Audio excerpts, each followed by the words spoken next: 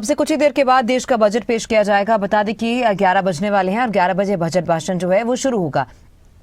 देश की जनता को काफी उम्मीदें हैं। थोड़ी देर के बाद देश का बजट पेश किया जाएगा और लगातार 9वीं बार वित्त मंत्री निर्मला सीतारमन अपना बजट पेश करेंगी और कैबिनेट ने भी बजट को मंजूरी दे दी है। इससे पहले राष्ट्रपति को बजट की कॉपी सौंपी गई। उसके बाद कैबिनेट की बैठक हुई, पीएम मोदी की अध्यक्षता में कैबिनेट की बैठक हुई। केंद्रीय कैबिनेट से भी बजट को मंजूरी मिल गई है। तो अब 11 बजे बजट पेश किया जाना है। महज 3 मिनट बाकी रह गए हैं। 11 बजे दोनों सदनों की कार्रवाई शुरू होगी, बजट भाषण शुरू होगा और आम लोगों के लिए क्या कुछ इस बजट में खास है यह देखना होगा जब वित्त मंत्री जो बजट है देश का वो पढ़ेंगी। तो बता दें कि आज का ये बजट काफी खास है और बहुत सारे अलग अलग क्षेत्रों के लिए बहुत सारी नई नई चीजें जो हैं, बड़े ऐलान है, बड़ी घोषणाएं हैं, वो निकलकर सामने आ सकती हैं। देखिए, एक ऐतिहासिक बजट होगा और विकसित भारत का एक रिफॉर्म एक्सप्रेस, प्राइम मिनिस्टर का रिफॉर्म एक्सप्रेस बहुत तेजी से आगे बढ़ेगा और भारत का बजट को आज के दिन में विश्व देखता है, पूरा देखता है कि भारत का बजट में क्या होगा। तो सब हम लोग अच्छा से उम्मीद के साथ आज बजट सुनेंगे। देर में बजट पेश किया जाएगा। 11 बजे का समय है, 10:58 हो गए हैं, 2 मिनट बाकी रह गए। 11 बजे दोनों सदनों की कार्रवाई शुरू होगी और वित्त मंत्री निर्मला सीतारमन जो है बजट भाषण शुरू करेंगे।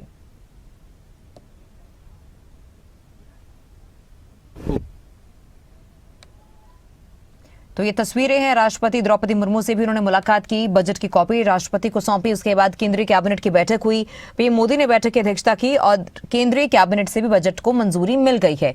तो अब वित्त मंत्री निर्मला सीतारमन 9वां बजट अपना पेश करेंगी। बता दें कि आज रविवार के दिन बजट पेश किया जा रहा है, जो कि इतिहास में पहला कभी नहीं हुआ। आज का दिन काफी ऐतिहासिक है।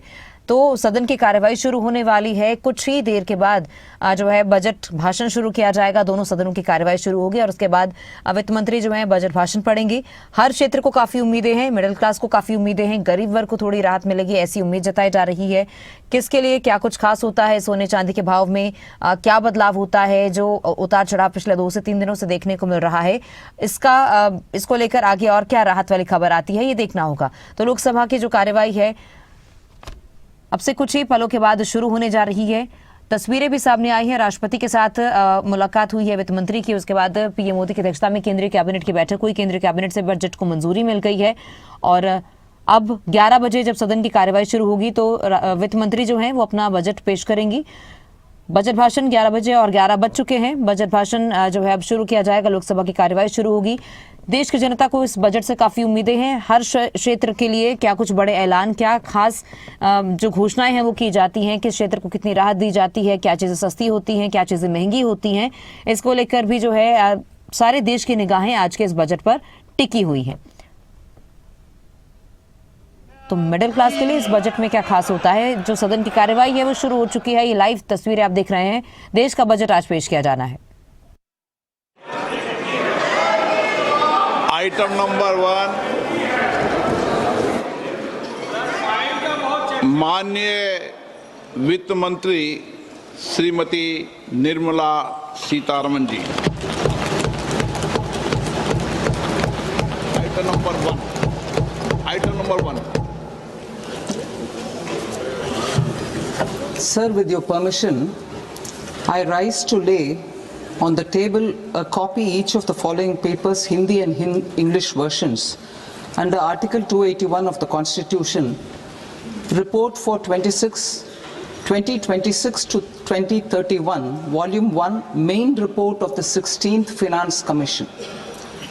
2.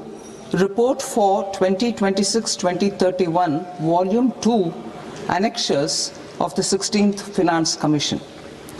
Number 3, explanatory memorandum as to the action taken on the recommendations contained in the above report. Item number 2, माननीय वित्त मंत्री निर्मला सीतारमन जी।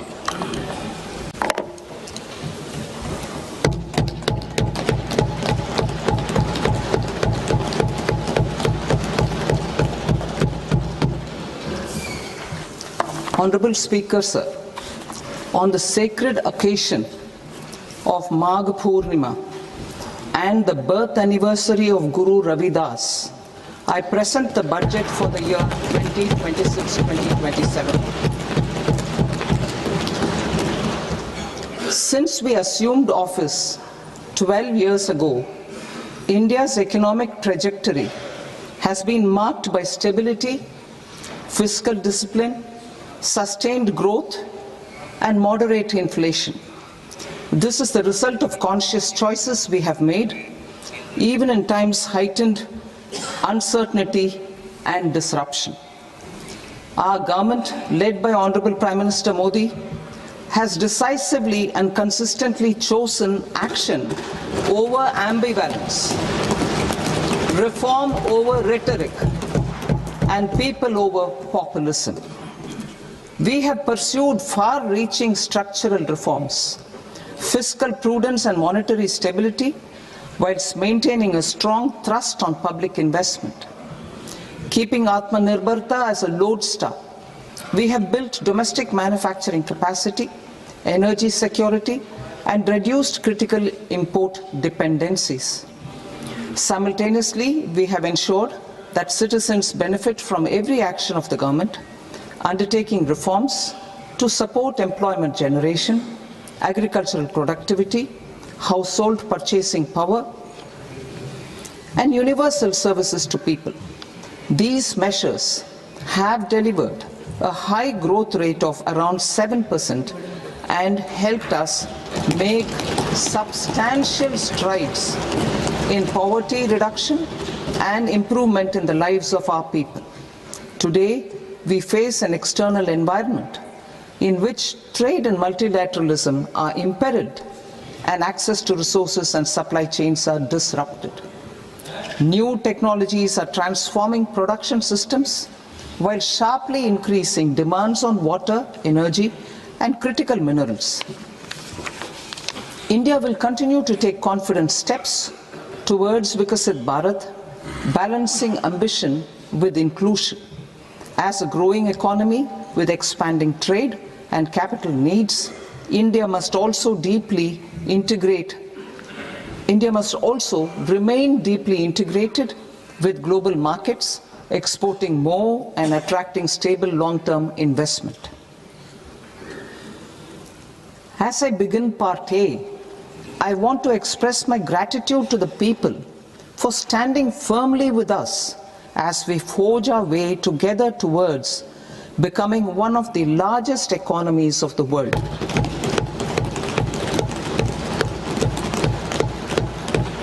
Our aim is to transform aspiration into achievement and potential into performance as we ensure that the dividends of growth reach every farmer, the scheduled caste, the scheduled tribes, the nomads, the youth, the poor, and the women. In Vikasit Bharat Young Leaders Dialogue 2026, several innovative ideas were shared with our Prime Minister, which have inspired many of the proposals, making this a unique Yuva Shakti-driven budget.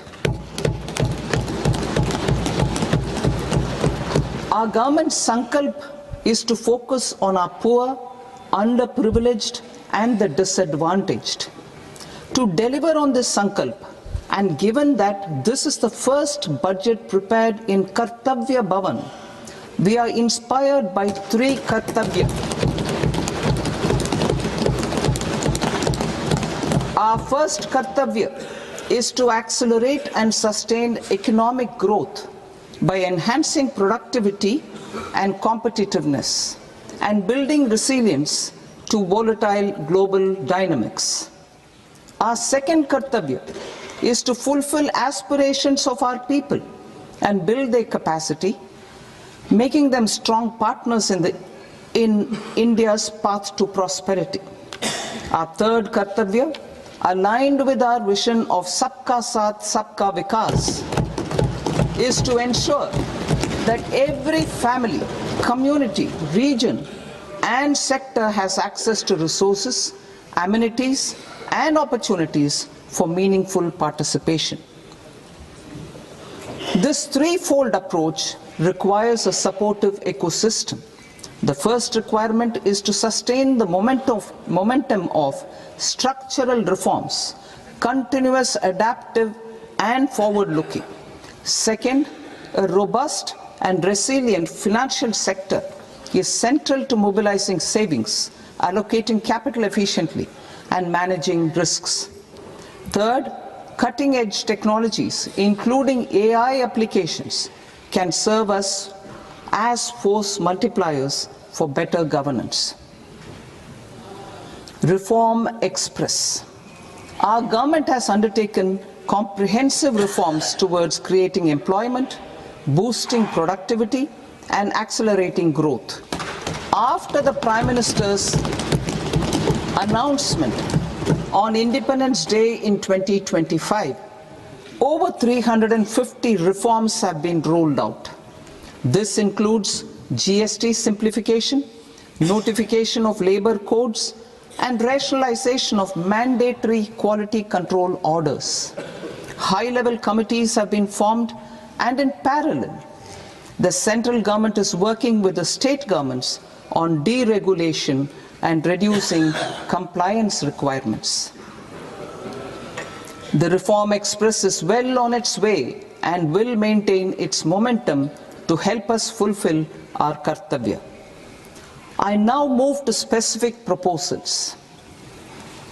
Under our first kartavya, to accelerate and sustain economic growth, I propose interventions in 6 areas.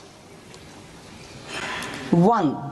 Scaling up manufacturing in 7 strategic and frontier sectors. 2. Rejuvenating legacy industrial sectors. 3. Creating champion MSMEs. 4. Delivering a powerful push for infrastructure.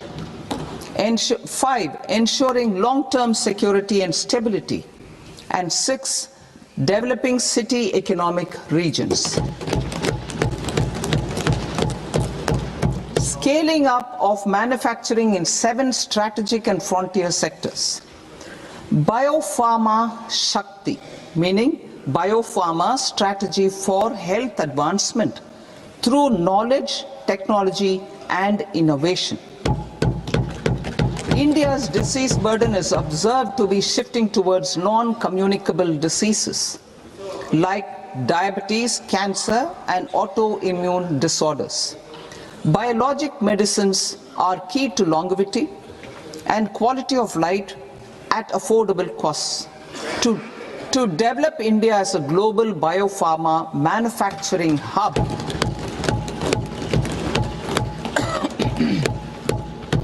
I propose the Biopharma Shakti with an outlay of 10,000 crores over the next 5 years. This will build the ecosystem for domestic production of biologics and biosimilars. The strategy will include a biopharma-focused network with 3 new national institutes of pharmaceutical education and research, popularly known as NIPERs, and upgrading 7 existing ones. It will also create a network of 1,000 accredited India clinical trials sites.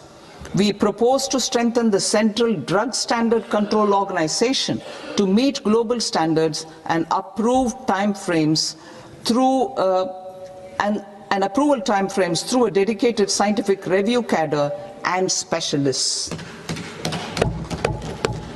India's Semiconductor Mission 1.0 expanded India's semiconductor sector capabilities. Building on this, we will launch ISM 2.0 to produce equipment and materials, design full-stack Indian IP, and fortify supply chains. We will also focus on industry-led research and training centers to develop technology and skilled workforce. The Electronics Components Manufacturing Scheme, launched in April 2025, with an outlay of 22,919 crores, already has investment commitments at double the targets. We propose to increase the outlay to 40,000 crores to capitalize on this momentum.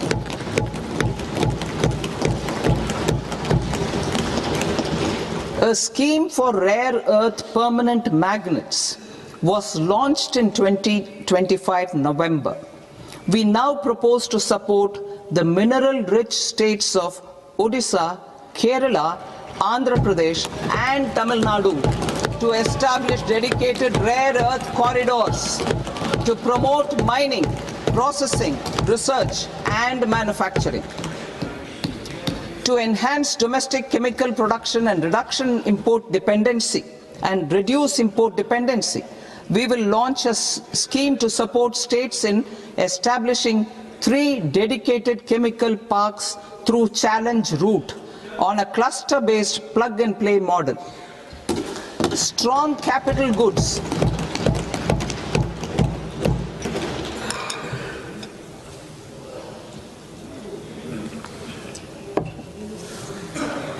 Strong capital goods capability is a determinant of productivity and quality across different sectors. Towards building this capacity, I propose the following.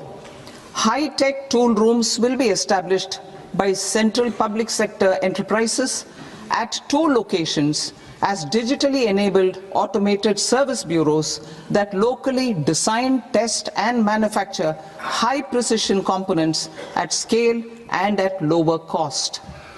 2. A scheme for enhancement of construction and infrastructure equipments will be introduced to strengthen domestic manufacturing of high value and technologically advanced CIE. This can range from lifts in a multi-storied apartment or firefighting equipment in multiplexes, large or small, and to tunnel boring equipments for building metros and high-altitude roads. I also propose a scheme for container manufacturing to create a globally competitive container manufacturing ecosystem with a budgetary allocation of 10,000 crores over a 5-year period. For the labor-intensive textile sector, I propose an integrated program with 5 subparts. 1. The National Fiber Scheme for self-reliance in natural fibers, such as silk, wool and jute, man-made fibers and new age fibers. Textile expansion and employment scheme to modernize traditional clusters with capital support for machinery, technology upgradation and common testing and certification centers. 3. The National Handloom and Handicraft Program to integrate and strengthen existing schemes and ensure targeted support for weavers and artisans. Tex Eco Initiative to promote globally competitive and sustainable textiles and apparels.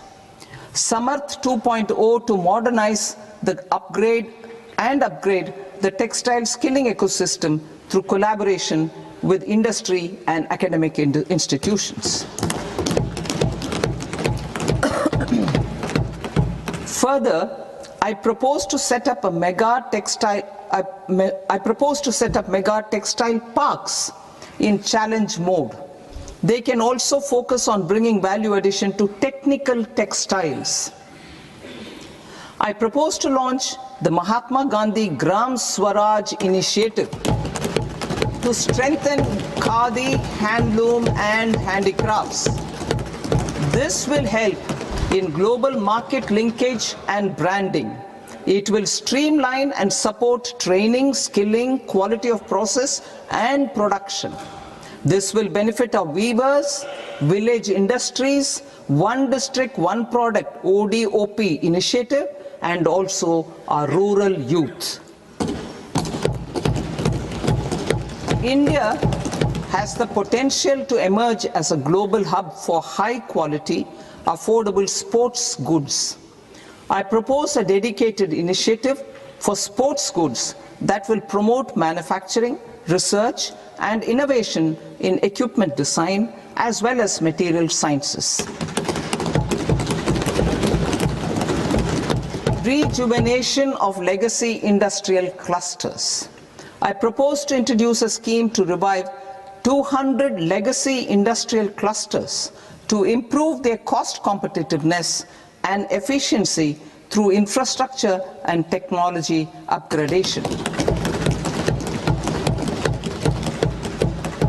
Creating champion SMEs and supporting micro enterprises. Recognizing MSMEs as a vital engine of growth, I propose a three-pronged approach to help them grow as champions. Equity support. I propose to introduce a dedicated 10,000 crores SME growth fund to create future champions, incentivizing enterprises based on select criteria. I also propose to top up the Self-Reliant India Fund set up in 2021 with 2,000 crores to continue support to micro enterprises and maintain their access to risk capital. Liquidity support. With TREDS, more than 7 lakh crore has been made available to MSMEs. To leverage its full potential, I propose 4 measures. 1. Mandate TREDS as the transaction settlement platform for all purchases from MSMEs by CPSEs, serving as a benchmark for other corporates. 2. Introduce a credit guarantee support mechanism through CGT-MSE for invoice discounting on TREDS platform. 3. Link GEM with TREDS for sharing information with financiers about government purchases from MSMEs, encouraging cheaper and quicker financing. 4. Introduce TREDS receivables as asset-backed securities, helping develop a secondary market, enhancing liquidity and settlement of transactions. Professional support. Government will facilitate professional institutions such as the ICAI, ICSI, ICMAI to design short-term modular courses and practical tools to develop a cadre of corporate mitras, especially in Tier 2 and Tier 3 towns. These accredited para-professionals will help MSMEs meet compliance requirements at affordable costs. Infrastructure.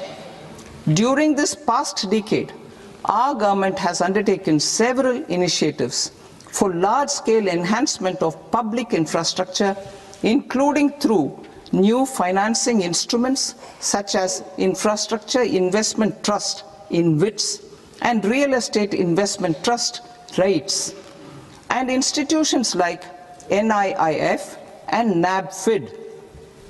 We shall continue to focus on developing infrastructure in cities with over 5 lakh population, that is Tier 2, Tier 3 cities, which have expanded to become growth centers. Public capital expenditure has increased manifold from 2 lakh crore in 2014-15 to an allocation of 11.2 lakh crore in BE 25-26. In this coming year, that is financial year 2026-27, I propose to increase it to 12.2 lakh crores to continue the momentum. To strengthen the confidence of private developers regarding risks during infrastructure development and construction phase, I propose to set up an infrastructure risk guarantee fund to provide prudentially calibrated partial credit guarantee to lenders. Over the years, REITs have emerged as a successful instrument for asset monetization. I propose to accelerate recycling of significant real estate assets of the CPSEs through the setting up of dedicated REITs.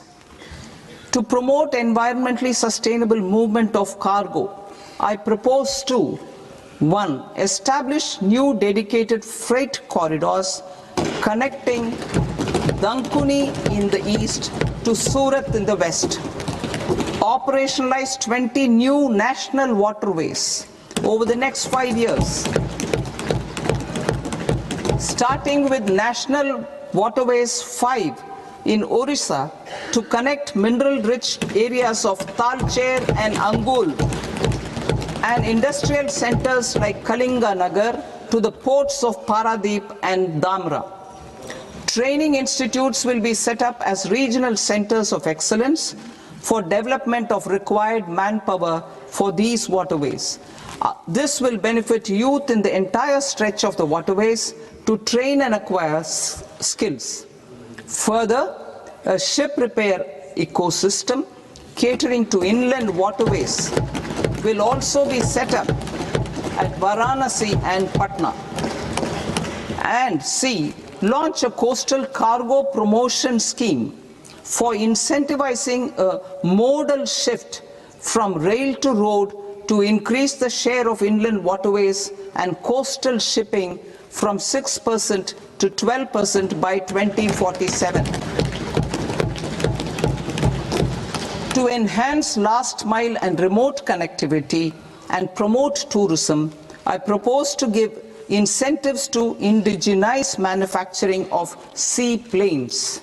A seaplane VGF scheme will be also introduced to provide support for operations.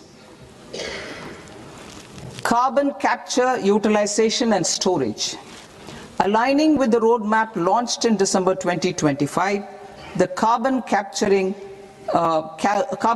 utilization and storage technologies at scale will achieve higher readiness and in end-use application across 5 industrial sectors, including power, steel, cement, refineries, and chemicals.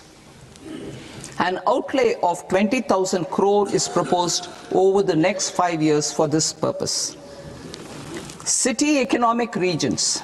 Cities are India's engines of growth, innovation, and opportunities. We shall now focus on Tier 2, Tier 3 cities, and even temple towns, which need modern infrastructure and basic amenities. This budget aims to further amplify the potential of cities to deliver the economic power of agglomerations by mapping city economic regions based on their specific growth drivers. An allocation of 5,000 crore per CER over 5 years is proposed for implementing their plans through a challenge mode with a reform-cum-result-based financing mechanism. In order to promote environmentally sustainable passenger systems, we will develop 7 high-speed rail corridors between cities as growth connectors, namely Mumbai to Pune, Pune to Hyderabad, Hyderabad to Bengaluru, Hyderabad to Chennai, Chennai to Bengaluru, Delhi to Varanasi, Varanasi to Siliguri.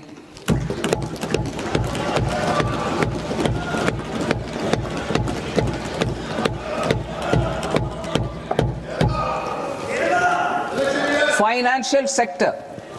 The Indian banking sector today is characterized by strong balance sheet, historic highs in profitability, improved asset quality, and coverage exceeding 98% of villages in the country. At this juncture, we are well placed to futuristically evaluate the measures needed to continue on the path of reform-led growth of this sector. I propose setting up a high-level committee on banking for Vikasit Bharat. High-level committee on banking for Vikasit Bharat to comprehensively review the sector and align it with India's next phase of growth, while safeguarding financial stability, inclusion, and consumer protection. The vision for NBFCs for Vikasit Bharat has been outlined with clear targets for credit disbursement and technology adoption in order to achieve scale and improve efficiency in the public sector NBFCs. As a first step, it is proposed to restructure the Power Finance Corporation and Rural Electrification Corporation. I propose a comprehensive review of the foreign exchange management non-debt instruments rules to create a more contemporary, user-friendly framework for foreign investments consistent with India's evolving economic priorities. Corporate bond market. I propose to introduce a market-making framework with suitable access to funds and derivatives on corporate bond indices. I also propose to introduce total return swaps on corporate bonds. Municipal bonds.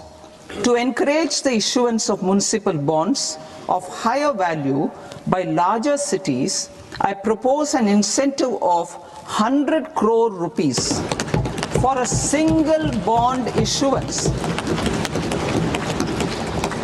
100 crore rupees for a single bond issuance of more than 1,000 crore. The current scheme under Amrit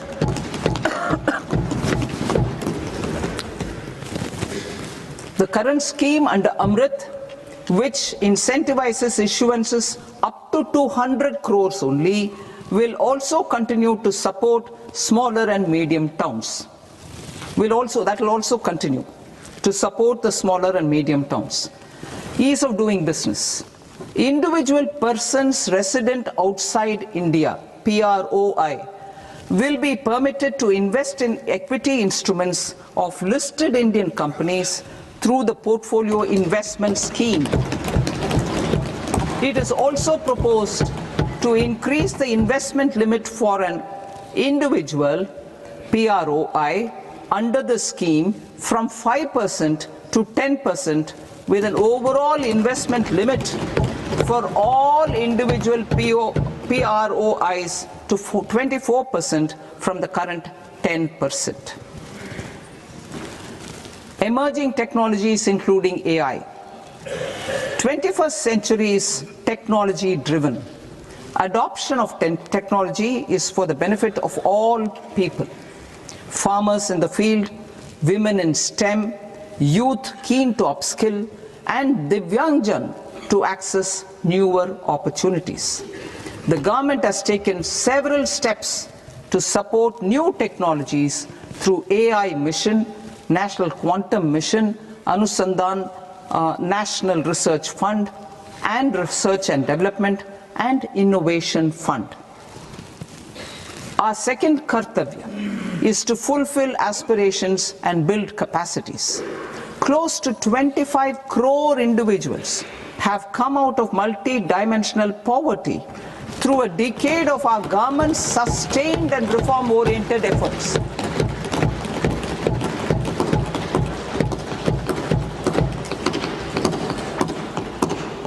Our government has therefore decided to place a renewed emphasis on the service sector to provide a pathway to fulfilling aspirations of a youthful India with the following measures. I propose to set up a high-powered education to employment and enterprises standing committee to recommend measures that focus on services sector as a core driver of Vikasit Bharat. This will make us a global leader in services with a 10% global share by 2047.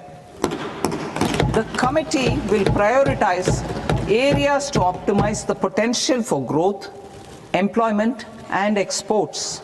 They will also assess the impact of emerging technologies, including AI, on jobs and skill requirements and propose measures thereof.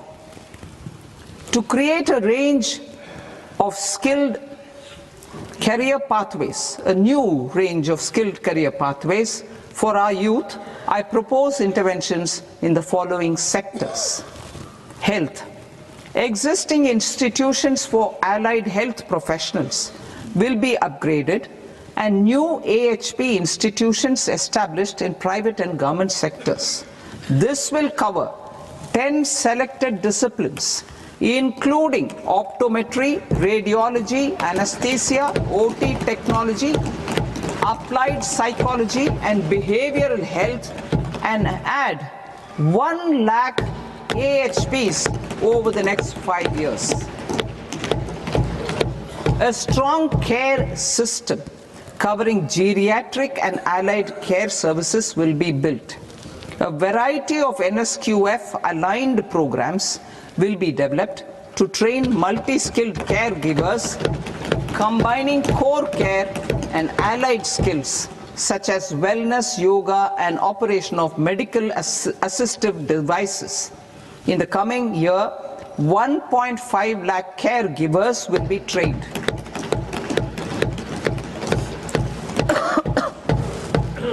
Hubs for medical value tourism.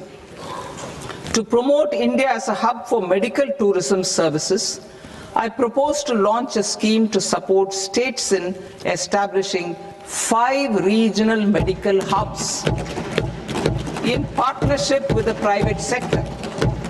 These hubs will serve as integrated healthcare complexes that combine medical, educational and research facilities. They will have Ayush centers, medical value tourism facilitation centers, and infrastructure for diagnostics, post-care and rehabilitation. These hubs will provide diverse opportunities, job opportunities for health professionals, including doctors and AHPs. Ancient Indian yoga, already respected in several parts of the world, was given a mass global recognition when Honorable Prime Minister took it to the UN. Post-COVID, Ayurveda gained a similar global acceptance and recognition. Exporting quality Ayurveda products helps farmers who grow the herbs and youth who process the products. To meet growing global demand, a few more steps are being taken. I propose to 1. Set up 3 new All India Institutes of Ayurveda. 2. Upgrade Ayush pharmacies and drug testing labs for higher standards of certification ecosystem and make available more skilled personnel. 3. Upgrade the WHO Global Traditional Medicine Center in Jamnagar to bolster evidence-based research, training and awareness for traditional medicine. Animal husbandry. Livestock contributes to close to 16% of farm income, including of poor and marginal households. To scale up availability of veterinary professionals by more than 20,000, I propose to roll out a loan-linked capital subsidy support scheme for establishment of veterinary and para-veterinary colleges, veterinary hospitals, diagnostic laboratories, and breeding facilities in private sector. Collaboration between Indian and foreign institutions will also be facilitated. Orange economy. India's animation, visual effects, gaming and comics sector, ABGC sector, is a growing industry projected to require 2 million professionals by 2030. I propose to support the Indian Institute of Creative Technologies, Mumbai, in setting up ABGC content creator labs in 15,000 secondary schools all over the country and 500 colleges. The Indian design industry is expanding rapidly, and yet there is a shortage of Indian designers. I propose to establish, through Challenge Route, a new National Institute of Design to boost design education and development in the eastern region of India. Education.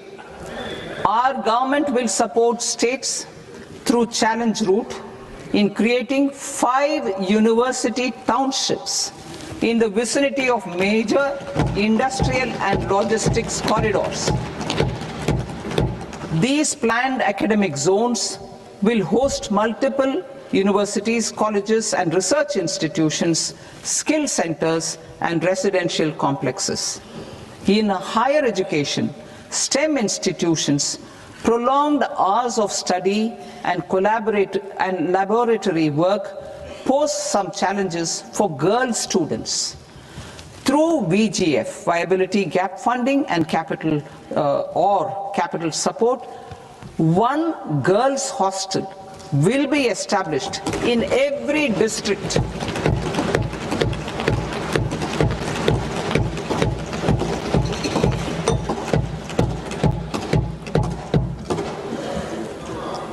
To promote astrophysics and astronomy via immersive experiences.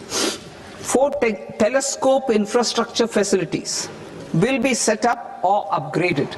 The National Large Solar Telescope, the National Large Optical Infrared Telescope, the Himalayan Chandra Telescope, and the Cosmos 2 Planetarium.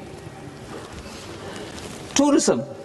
The tourism sector has the potential to play a large role in the employment generation, forex earnings, and expanding the local economy. I propose to set up a National Institute of Hospitality by upgrading the existing National Council for Hotel Management and Catering Technology. It will function as a bridge between academia, industry, and government.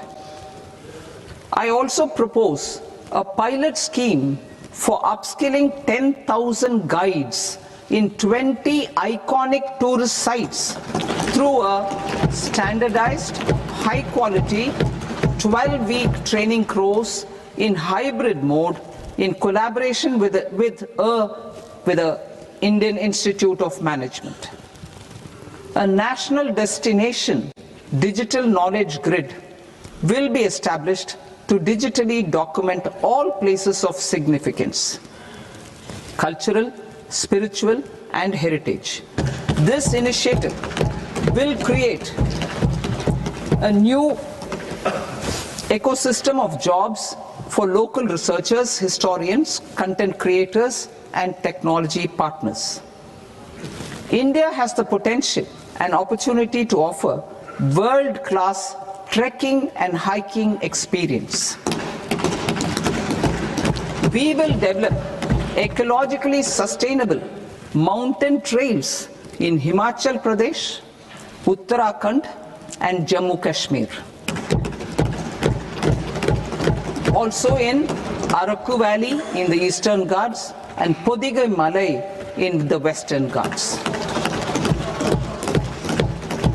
Turtle trails along key nesting sites in the coastal areas of Odisha, Karnataka and Kerala.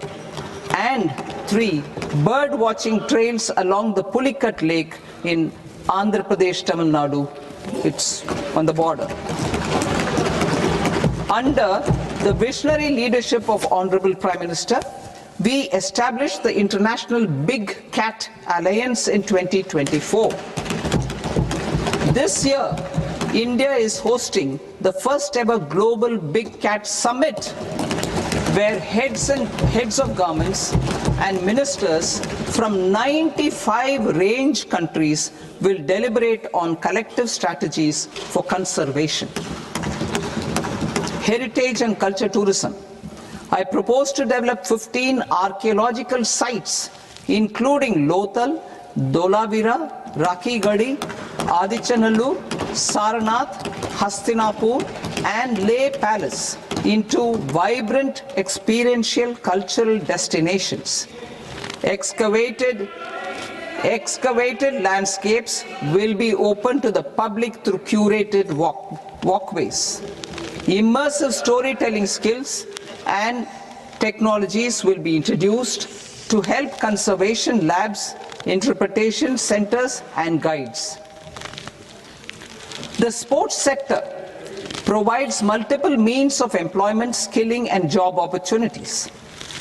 Taking forward the systematic nurturing of sports talent which is set in motion through the Khelo India program earlier, I propose to launch a Khelo India mission to transform the sports sector over the next decade.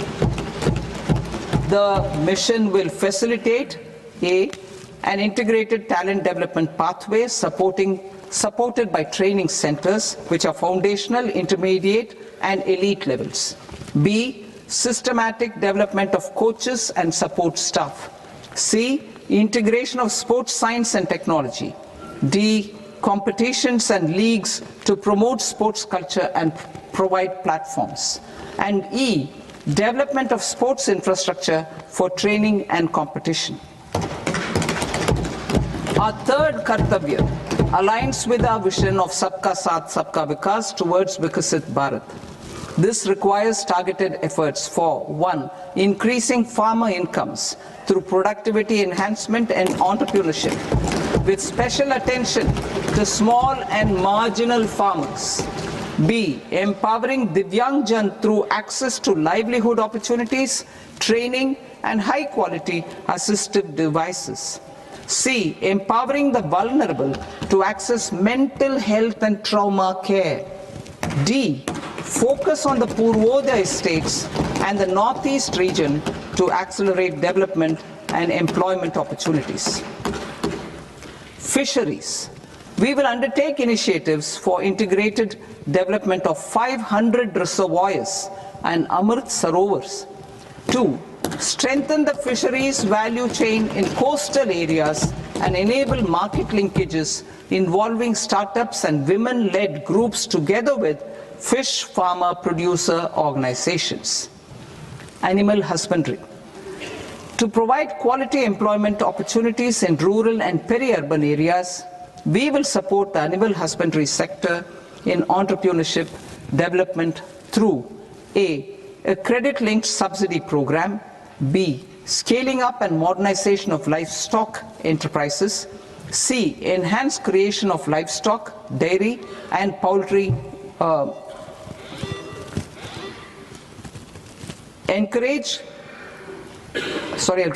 Enhanced creation of livestock, dairy and poultry focused integrated value chains. And D. Encourage creation of livestock farmer producer organizations. High value agriculture.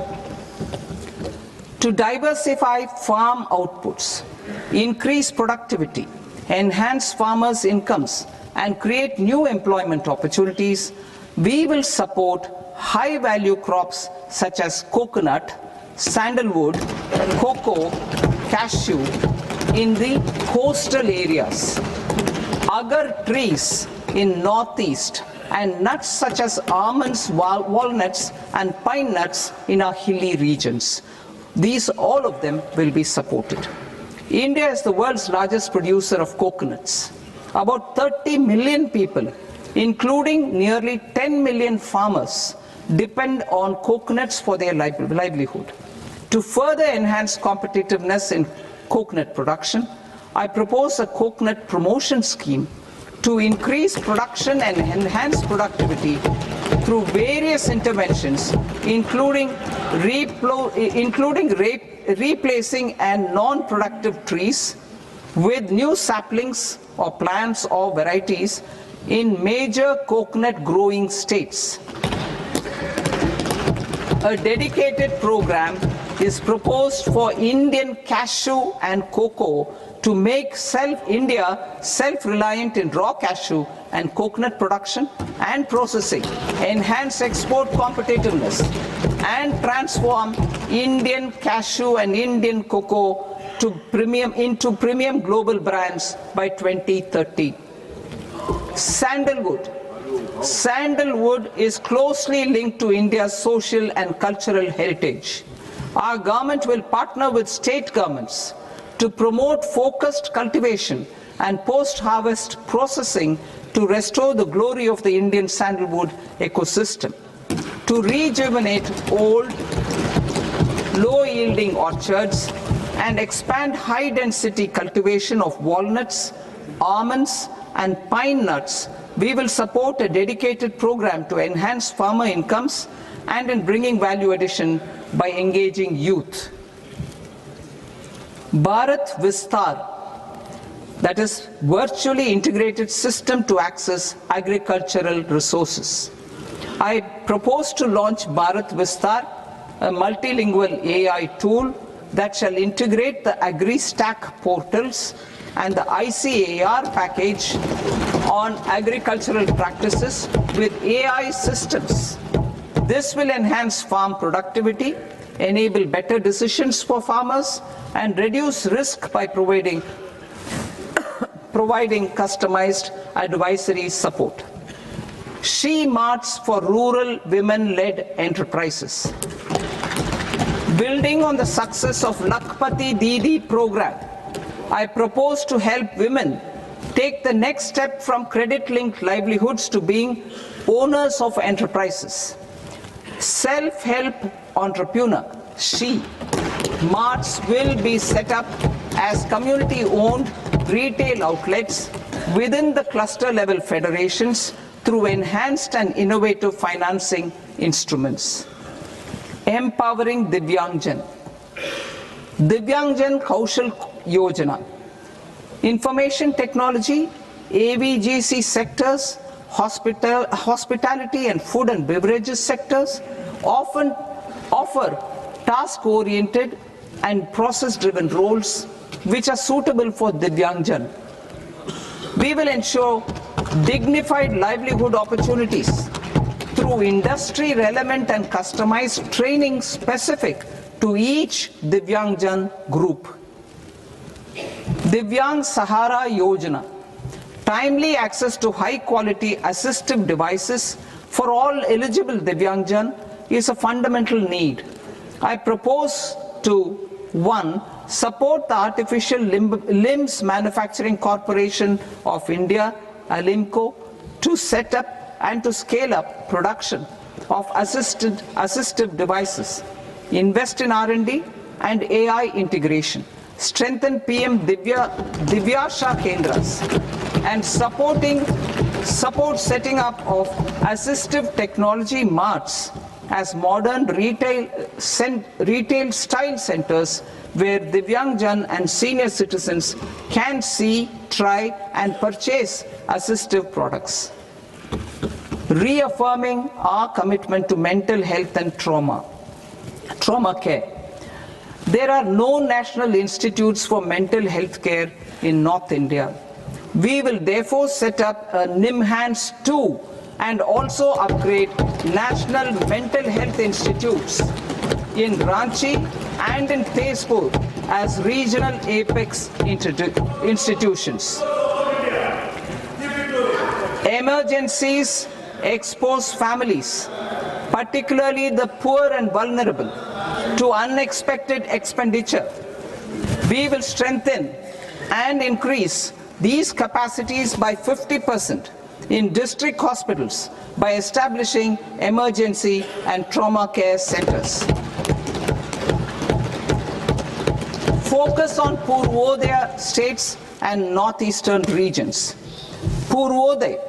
I propose the development of an integrated East Coast industrial corridor with a well-connected node at Durgapur, creation of 5 tourism destinations in 5 Purvodaya states, and the provision of 4,000 e-buses. Buddhist sites in northeastern region. The northeastern region is a civilizational confluence of Theravada and Mahayana or Vajrayana traditions. I propose to launch a scheme for development of Buddhist circuits in Arunachal Pradesh, Sikkim, Assam, Manipur, Mizoram and Tripura. The scheme will cover preservation of temples and monasteries, pilgrimage interpretation centers, connectivity and pilgrim amenities. 16th Finance Commission. On 17th November 2025, the 16th Finance Commission submitted its report to the President. As mandated under Article 281 of the Constitution, The government is to lay the report along with the explanatory memorandum on the action taken report on the recommendations of the Commission in Parliament, which, Sir, Honourable Speaker, you've allowed me to do at the commencement of this session. The government has accepted the recommendation of the Commission to retain the vertical share of devolution at 41%.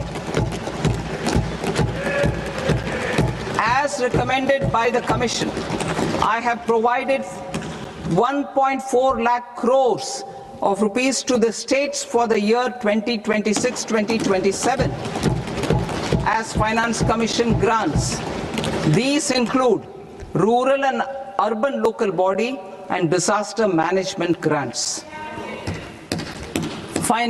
Fiscal consolidation.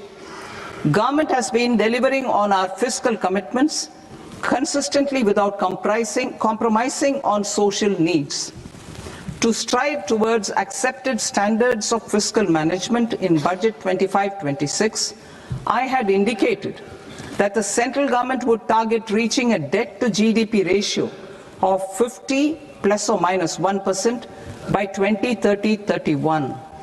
In line with this, the debt to GDP ratio is estimated to be 55.6% of GDP in BE 26-27, compared to 56.1% of GDP in RE 25-26. A declining debt to GDP ratio will gradually free up resources for priority sector lending and expenditure by reducing the outgo on interest payments. One of the main operational instruments for debt targeting is the fiscal deficit. I am happy to inform this august House that I fulfilled my commitment made in 2021-2022 to reduce fiscal deficit below 4.5% of GDP by 25-26.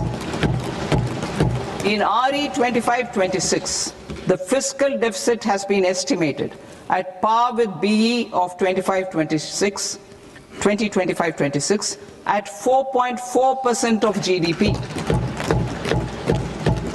In line with the new fiscal prudence path of debt consolidation, the fiscal deficit in BE 26-27 is estimated to be 4.3% of the GDP.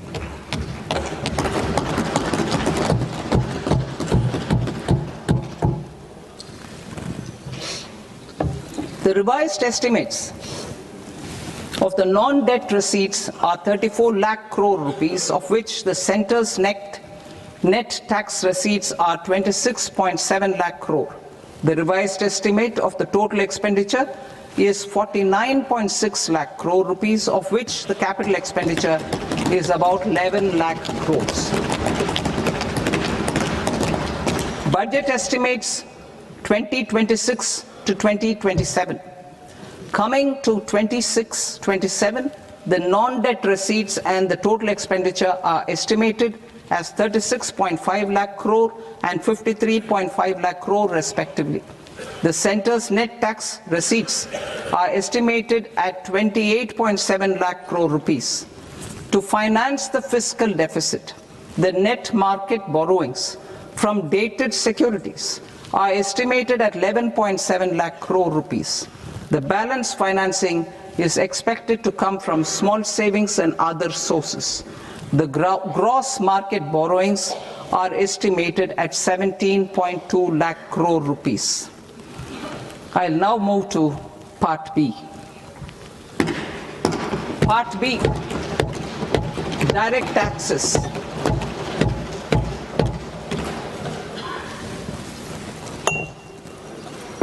Honorable Speaker, sir, I now present my proposals on direct taxes. New Income Tax Act. In July 2024, I announced a comprehensive review of the Income Tax Act 1961. This was completed in a record time, and the Income Tax Act 2025 will come into effect from 1st April 2026.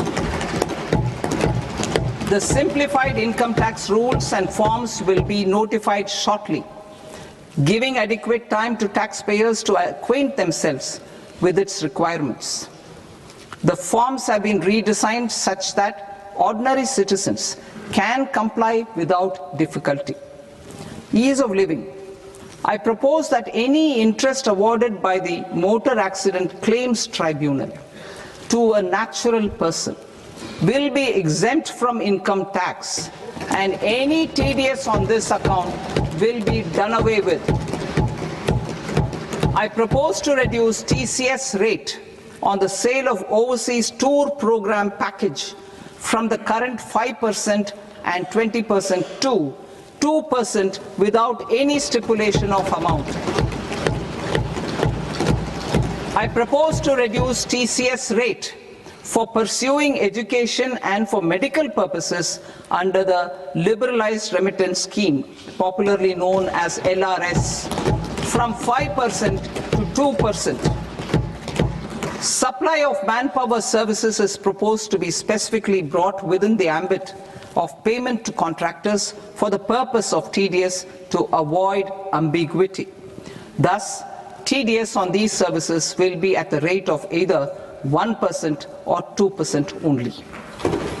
I propose a scheme for small taxpayers wherein a rule-based automated process will enable obtaining a lower or nil deduction certificate instead of filing an application with the assessing officer. For the ease of taxpayer holding securities in multiple companies, I propose to enable depositories to accept Form 15G or Form 15H from the investor and provide it directly to various relevant companies. I propose to extend time available for revising returns from 31st December to up to 31st March with the payment of a nominal fee. I also propose to stagger the timeline for filing of tax returns. Individuals with ITR 1 and ITR 2 returns will continue to file till 31st July, and non-audit business cases or trusts are proposed to be allowed time till 31st August. TDS on sale of immovable property by a non-resident is proposed to be deducted and deposited through resident buyers and his or her PAN-based challan instead of requiring a TAN, which is a temporary accounting number.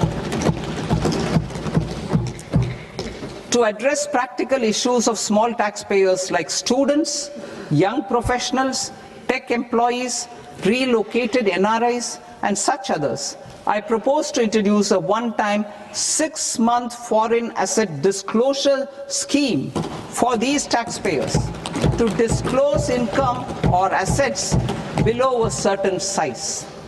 This scheme would be applicable for two categories of taxpayers, namely A, who did not disclose their overseas income or assets, and B, who disclosed their overseas income and or paid due tax but could not declare the asset acquired. For category A, the limit of undisclosed income or asset is proposed to be up to 1 crore rupees. They need to pay 30% of fair market value of asset or 30% of undisclosed income as tax and 30% as additional income tax in lieu of penalty, and would thereby get immunity from prosecution. For category B, asset value is proposed to be up to 5 crore rupees. Here, immunity from both penalty and prosecution will be available with a payment of fee of 1 lakh rupees.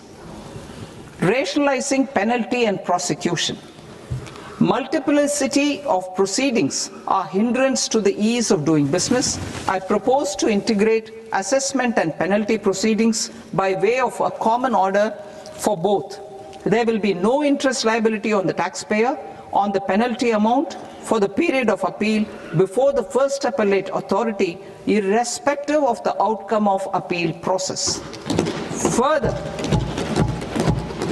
quantum of prepayment is being reduced from 20% to 10% and will continue to be calculated only on core tax demand.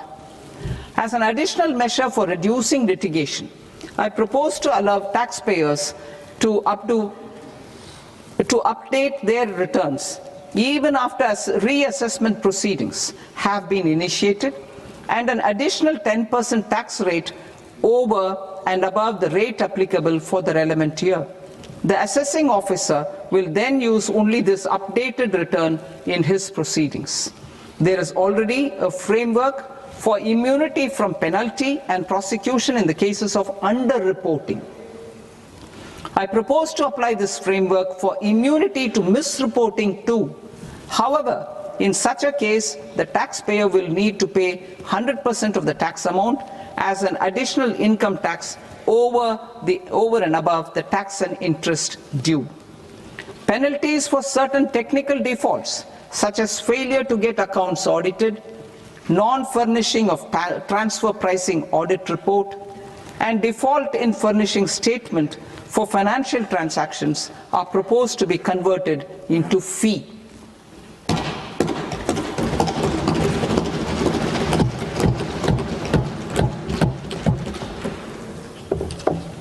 I propose to rationalize prosecution framework under Income Tax Act while maintaining a careful balance for deterrence in some serious offence. Non-production of books of account and documents and requirement of TDS payment where payment is made in kind are being decriminalized. Further, minor offences will attract fine only. The remaining prosecutions will be graded commensurate with the quantum of offence. They will entail only simple imprisonment with maximum imprisonment reduced to 2 years and power to courts to convert even those into fines. There is no penalty. There is no penalty presently for non-disclosure of non-immovable foreign assets with aggregate value less than 20 lakh rupees. I propose to also provide them with immunity from prosecution with retrospective effect from 1/10/2024.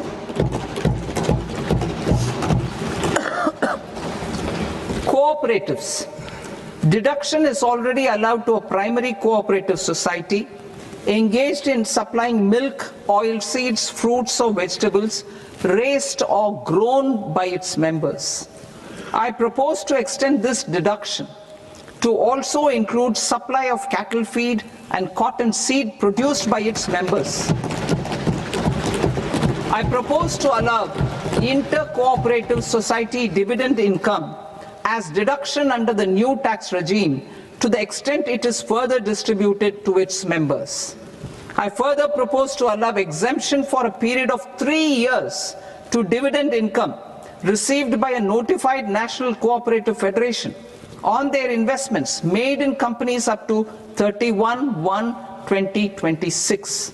This exemption would be allowed only for dividends further distributed to its member cooperatives.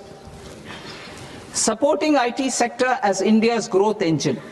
India is a global leader in software development services, IT-enabled services, knowledge process outsourcing services, and contract R&D services relating to software development. These businesses and their segments are quite interconnected with each other. All these services are proposed to be clubbed under a single category of information technology services with a common safe harbor margin of 15.5% applicable to all. The threshold for availing safe harbor for IT services is being enhanced substantially from 300 crore rupees to 2,000 crore rupees. Safe harbor for IT services shall be approved by an automated rule-driven process without any need for tax officer to examine and accept the application. Once applied by an IT services company, the same safe harbor can be continued for a period of 5 years at a stretch at its choice. For IT services companies who want to conclude advanced pricing agreement, APA, I propose to fast-track unilateral APA process for IT services and endeavour to conclude it within a period of 2 years. The period of 2 years can be extended by a further period of 6 months on taxpayers' request. I propose to extend the facility of modified returns available to the entity entering APA to its associated entities also. Attracting global business and investment. Recognizing the need to enable critical infrastructure and boost investment in data centers, I propose to provide tax holiday till 2047 to any foreign company that provides cloud services to customers globally by using data center services from India. It will, however, need to provide services to Indian customers through an Indian reseller entity. I also propose to provide a safe harbor of 15% on cost in case the company providing data center services from India is a related entity. To harness the efficiency of just-in-time logistics for electronic manufacturing, I propose to provide safe harbor to non-residents for component warehousing in a bonded warehouse at a profit margin of 2% of the invoice value. The resultant tax of about 0.7% will be much lower than in competing jurisdictions. To provide fillip to toll manufacturing in India, I propose to provide exemption from income tax for 5 years to any non-resident who provides capital goods, equipment or tooling to any toll manufacturer in a bonded zone. To encourage vast pool of global talent to work in India for a longer period of time, I propose to provide exemption to global, non-India sourced income of a non-resident expert for a stay period of 5 years under notified schemes.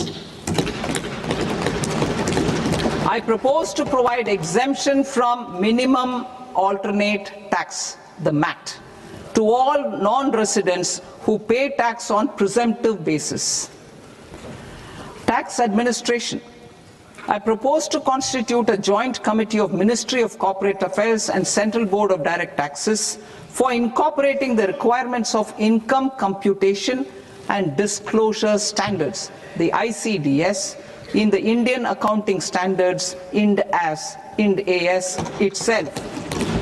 Separate accounting requirement based on ICDS will be done away with from the tax year 27-28. To support Prime Minister Modi's vision of homegrown accounting and advisory firms to become global leaders, I propose to rationalize the definition of accountant for the purposes of safe harbor rules. Other tax proposals. Change in taxation of buyback was brought in to address the improper use of buyback route by promoters. In the interest of minority shareholders, I propose to tax buyback for all types of shareholders as capital gains. However, to disincentivize misuse of tax arbitrage, promoters will pay an additional buyback tax. This will make effective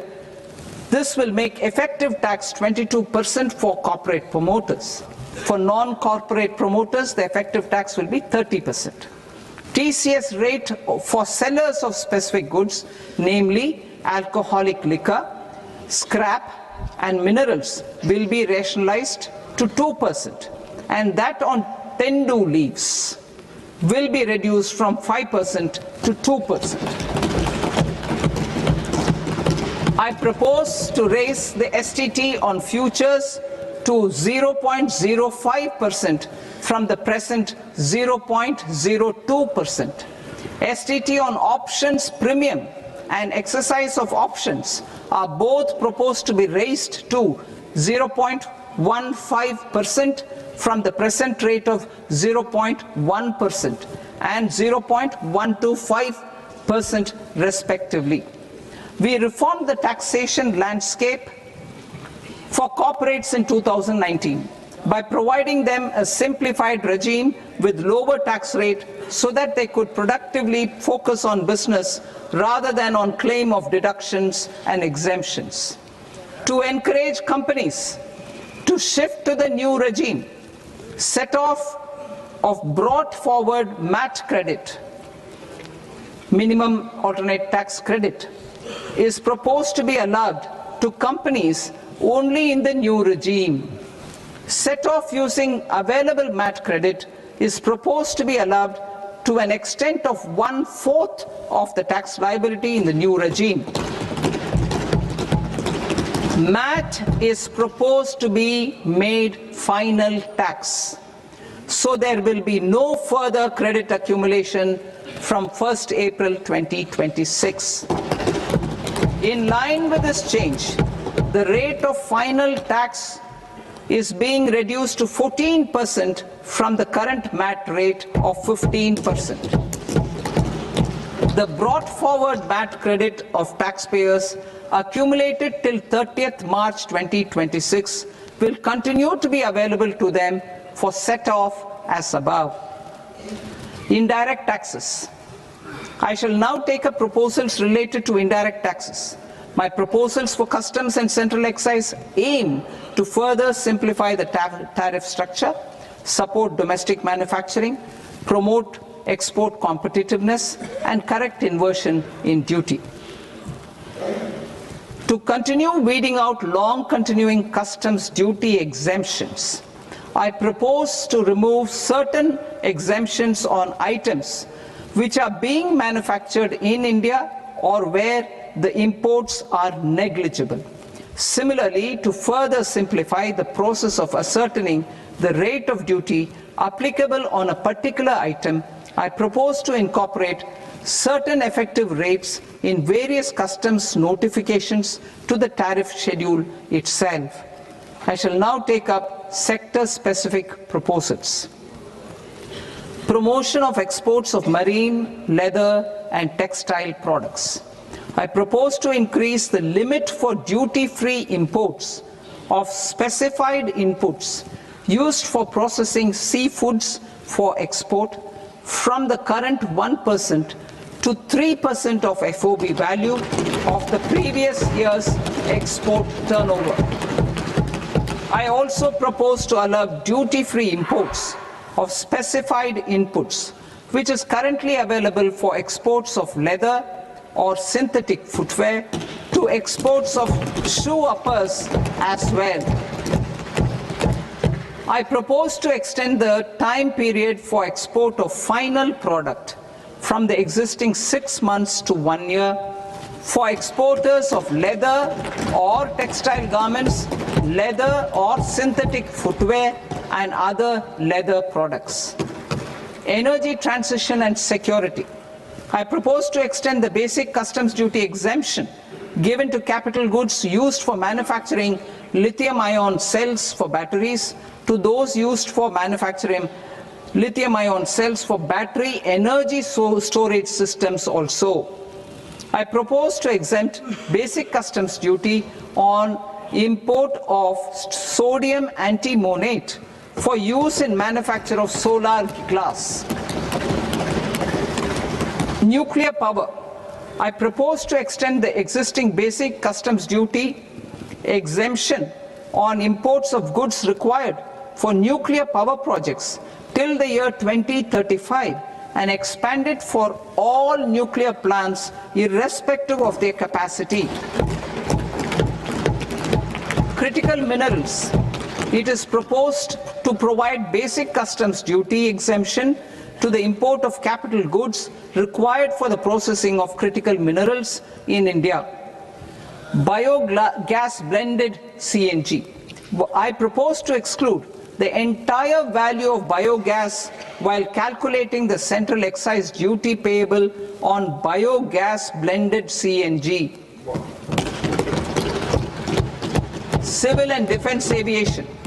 I propose to exempt basic customs duty on components and parts required for the manufacture of civilian training and other aircrafts. It is proposed to exempt basic customs duty on raw materials imported for the manufacture of parts of aircraft to be used in maintenance, repair, or overall requirements by units in the defense sector. Electronics. To deepen value addition in the consumer electronics sector, I propose to exempt basic customs duty on specified parts used in the manufacture of microwave ovens. Special economic zone. To address the concerns arising about utilization of capacity by manufacturing units in the special economic zones due to global trade disruptions, I propose as a special one-time measure to facilitate sales by eligible manufacturing units in SEZs to the domestic tariff area at concessional rates of duty. The quantity of such sales will be limited to a prescribed proportion of their exports. Necessary regulatory changes will be undertaken to operationalize the measures while ensuring level playing field for the units working in the DTA. Ease of living. To rationalize the customs duty structure for goods imported for personal use, I propose to reduce the tariff rate on all dutiable goods imported for personal use from 20% to 10%. To provide relief to patients, particularly those suffering from cancer, I propose to exempt basic customs duty on 17 drugs or medicines. I propose also to add 7 more rare diseases for the purposes of exempting import duties on personal imports of drugs, medicines, and food for special medical purposes used in their treatment. Customs process. India's role and share in the global trade is poised for a major leap in line with our ambition and journey towards Vikasit Bharat. In this regard, I propose many measures for custom processes to have minimal intervention for smoother and faster movement of goods and greater certainty to the trade. Trust-based systems. I propose to enhance duty deferral period for Tier 2 and Tier 3 authorized economic operators, known as AEOs, from 15 days to 30 days. I propose to provide eligible manufacturer importers the same duty deferral facility. This should encourage them to get themselves accredited as a full-fledged Tier 3 AEO in due course. To provide greater certainty and for better business planning, I propose to extend validity period of advance ruling binding on customs from the present 3 years to 5 years. In the spirit of the whole of government approach,